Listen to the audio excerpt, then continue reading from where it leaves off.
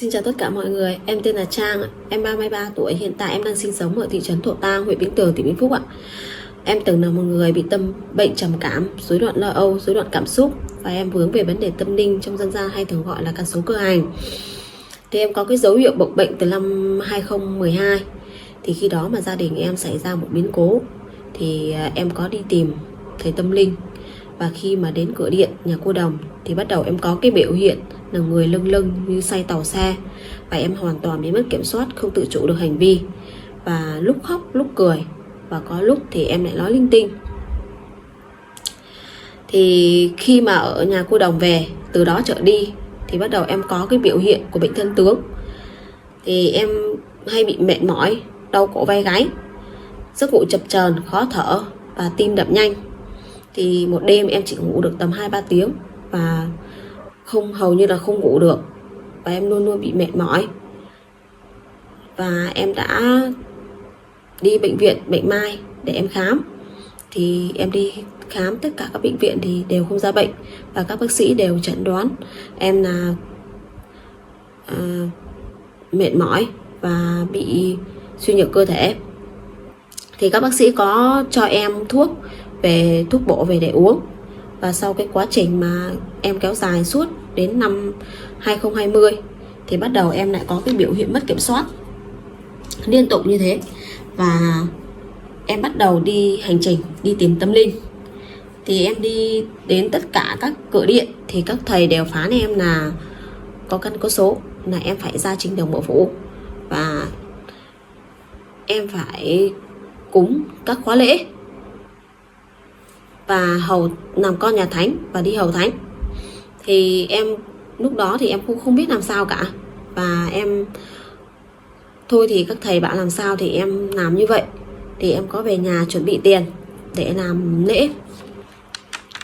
Thì các khóa lễ có khóa lễ lên đến, có khóa lễ vài triệu, vài chục triệu và có khóa lễ lên đến hàng trăm triệu.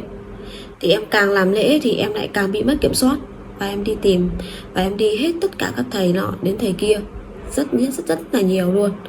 Thì khi mà cái quá trình mà em không đỡ mà bệnh của em thì lại càng nặng hơn, em càng bị mất kiểm soát nhiều hơn. Và đến năm 2022 thì em bắt đầu là em có cái dấu hiệu của bệnh trầm cảm. Em luôn luôn là buồn bã, mất hết cái nghị lực sống. Và vì bệnh của em nó không đỡ, em cứ điên dại như vậy. Và bố mẹ đẻ, bố mẹ chồng và cả chồng em trong gia đình ai cũng chán nản. Bản thân em thì cũng không thiết tha sống nữa. Và em luôn nghĩ đến tự tử. Em nghĩ đến tự tử 3 lần, 2 lần thì em khởi lên suy nghĩ nhưng không hành động. Mà một lần thì em hành động, em đã tự sát nhưng không thành. Đến cái đầu năm 2023 thì em bắt đầu lại hành trình tự mình em đi khám. Và em đi xuống Hà Nội, em khám ở bệnh viện Bệnh Mai ở khoa tâm thần. Và các bác sĩ có chẩn đoán là em bị trầm cảm, rối loạn lo âu, rối loạn cảm xúc. Và được các bác sĩ chỉ định là dùng thuốc trong vòng 6 tháng. Thì em đi khám lại. Trong cái quá trình mà dùng thuốc ấy thì em đờ đẫn người kiểu như không có lúc nào có sức sống tinh thần nữa. Mà tinh thần em nó không tỉnh táo, trong trạng thái nửa tỉnh nửa mê và rất là mệt mỏi. Em khi mà về nhà trong cái quá trình dùng thuốc là em liên tục bị mất kiểm soát. Ngày em mất kiểm soát 3-4 lần và em tự mình nhốt trong phòng. Và em không muốn tiếp xúc ra bên ngoài, không muốn tiếp xúc với ai. Và em liên tục nghĩ đến cái chết.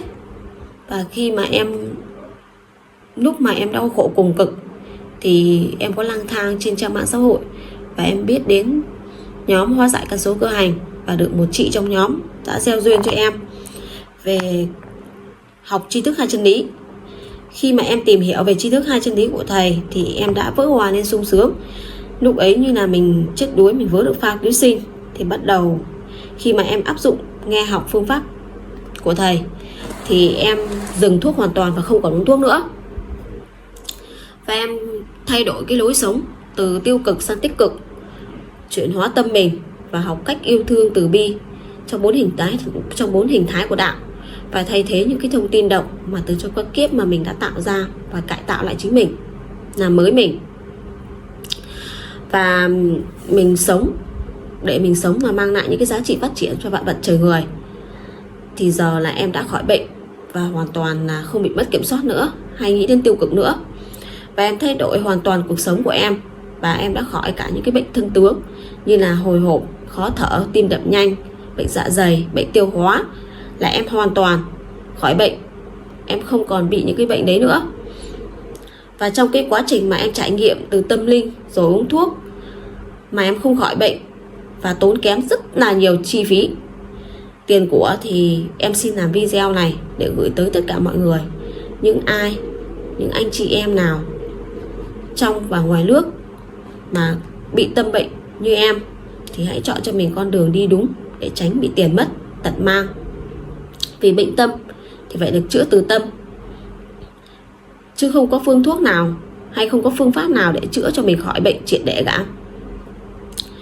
Và tri thức không phải là chữa khỏi bệnh cho chúng ta không, mà là mang lại những cái giá trị đạo đức rất là lớn để cho chúng ta biết đến và biết cách để sống thiện, làm thiện và nghĩ thiện.